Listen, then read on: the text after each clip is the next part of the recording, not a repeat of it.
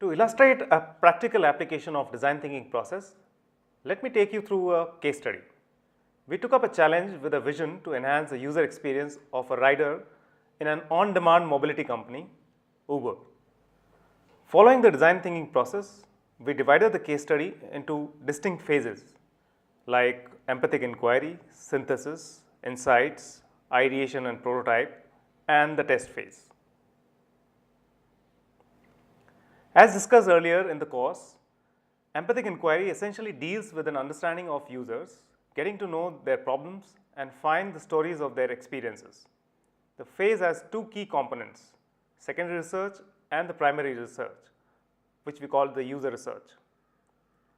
Secondary research is about knowing everything about the context through the secondary resources like internet, magazines, or even research reports. The goal of the secondary research is to dive into the context and build on hypotheses which are later validated through a primary research involving user interviews and Snapchats. Building hypothesis is required to set up the context of in-person user research or primary research. This helps in framing the right questions for the users. In the project, we developed a few hypotheses which were: users look at the shortest possible time of their rides, users have inhibitions around GPS location accuracy and the right navigation to their location, Uber has a simple or clean UI than Ola and thus it is preferred, users face difficulty in finding and putting promotional codes in Uber, users look for cheapest ride options. To get the best out of any user interview, it is extremely important for the researcher to be prepared. For this, we make use of our proprietary tool called Interaction Guide. An interaction guide is a visual cue to points of inquiry for any researcher and not just a list of questions. It offers multiple advantages compared to just listing of the questions. First, the researcher doesn't have to go sequentially and can easily navigate to any question depending on the responses of the user. So the conversation remains organic and natural. Second, it is visual, hence it offers easy and quick readability for the researcher without having to really dive into it.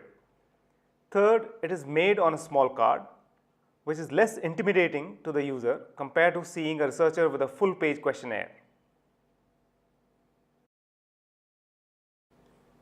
Once again, empathic interview is one of the most important tools in a design thinking process. Having the right discussion with the right user can lead to extraordinary findings, setting the base for disruptive innovation. User interview requires one researcher to moderate or conduct the interview and another researcher to make notes during the interview. Of course, it can be done by a single person also, depending on the expertise. It is important to note down interesting quotes, phrases, facts, or numbers quoted by the user verbatim. Audio and video recording is also made wherever possible for the purpose of evidence and later reference. We interacted with 7 riders and 4 drivers from diverse age groups to find out interesting stories around their in-cab experiences, traveling behavior, and lifestyle preferences. Post the user interviews, we move on to the second phase called synthesis and insight phase. Synthesis is a process where all the user stories are being brought together and relevant insights are being drawn, which might lead to problem redefinition.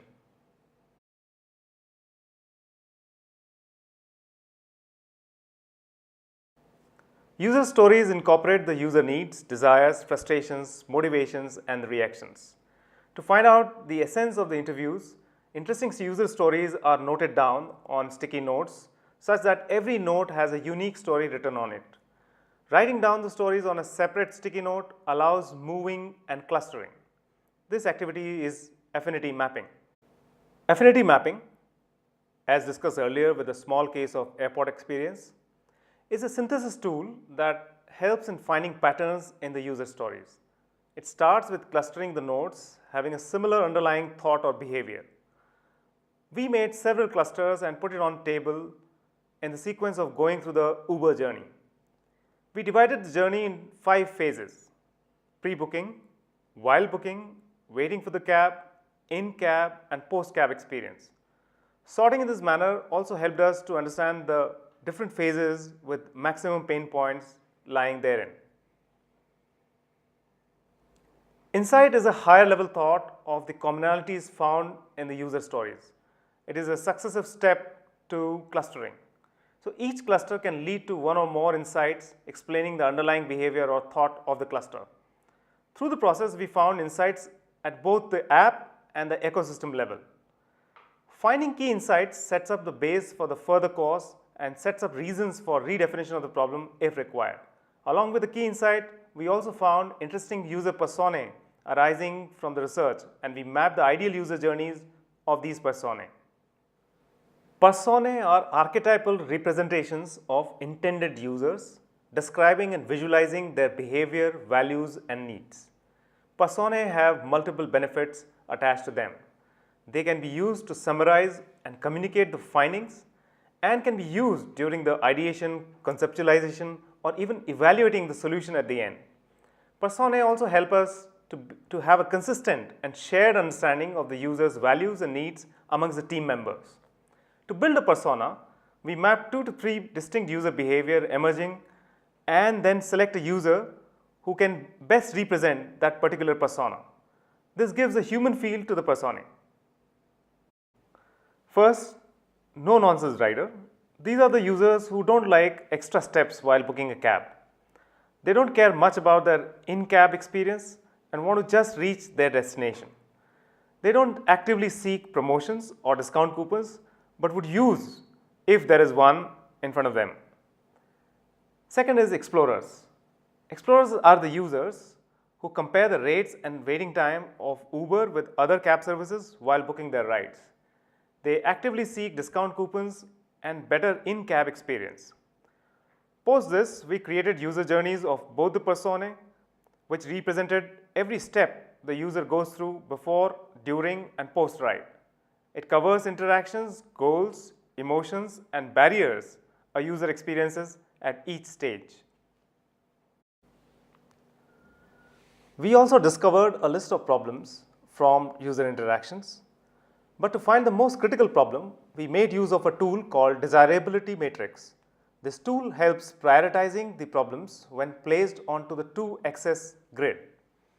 We decided to map the change in user experience on x-axis and effort required to solve the problem by Uber on y-axis. From this analysis, we identified the top problem that Uber must solve for the user is boredom during the in-cab travel. This becomes our problem statement. Now we move on to the phase 3 called ideation and prototyping. There are several tools to ideate. In our case, we used trends and parallel world mapping as ideation tool. There were many concepts explored to engage the users in different activities during the cab travel. The concept that we finalized was an idea that came up by mapping parallel worlds. We came across an article which described how a team of designers solved this case of awkward silences in public spaces. They designed an L-shaped park bench which provokes people to converse with each other. We found this as an inspiration for us and came up with a concept called pool talk. In a digital world where people don't converse with each other much, pool talk could help them converse by breaking the ice. Riders pooling together can play a picture quiz in an in-app game. The quiz would be based on a certain picture and the answer would be hidden in fellow riders' phone. To get the quiz right, riders would be provoked to talk to each other. This would be followed by 2 more questions in one ride, sufficient enough to get talking. Users who get 5 consecutive right answers will get a special reward. Using this idea, we began rapid prototyping by making wireframes. Paper wireframes created a base for making digital wireframes. Operations such as information architecture and screen transitions mimic the actual Uber app to create an experience as close as possible to the existing app. All steps were included in the journey from the point of booking a cab to arriving at the chosen destination. Here is how our rapid prototype of Pool Talk looks. Let me show you how it works. Rohit opens his Uber app to book an UberPool ride and a promotion pops up. He clicks on No More.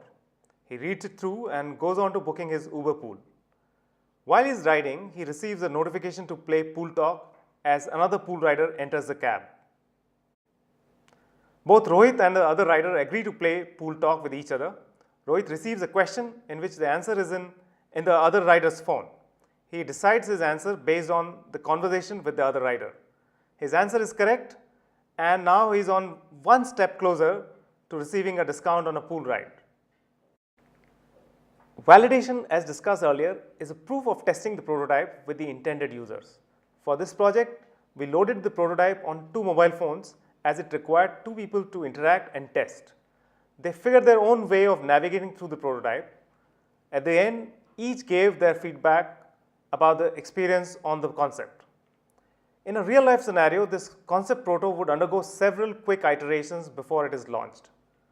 Design thinking framework provided definitive directions at each of these stages to help the team arrive at a consensus and design this exciting product concept.